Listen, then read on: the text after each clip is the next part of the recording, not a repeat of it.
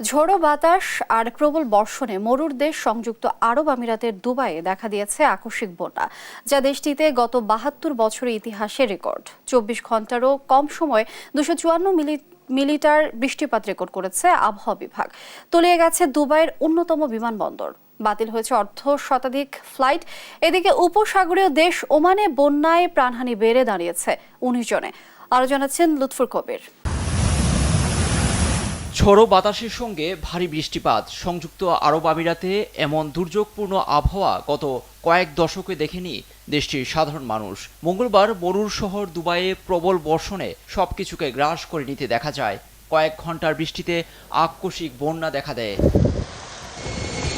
সবচেয়ে বেশি ক্ষতিগ্রস্ত হয় দুবাইয়ের অন্যতম ব্যস্ত আন্তর্জাতিক বিমানবন্দরে। বৃষ্টিতে বিমানবন্দর পরিণত হয় পুকুরে, ব্যাহত হয় ফ্লাইট, বিপাকে পড়েন নানা দেশের মানুষ। সড়কেও একই চিত্র, অনেকে রাস্তায় গাড়ি ফেলেই চলে যান। আবহাওয়া দপ্তর জানায়, খাতমা আল শাকলা এলাকায় ২৫৪ মিলিমিটারের বৃষ্টিপাত রেকর্ড করা হয়, যা গেল কয়েক দশকের মধ্যে দেশটিতে সর্বোচ্চ। আকাশ জুড়ে বজ্রপাতে আতঙ্ক ছড়িয়ে পড়ে শহরের মানুষের মাঝে। বিশ্বের সবচেয়ে উঁচু ভবন বুর্জ খলিফার বজ্রপাত স্পর্শ করতে দেখা যায়। দেশটিতে সচরাচর এমন পরিস্থিতি বিরল।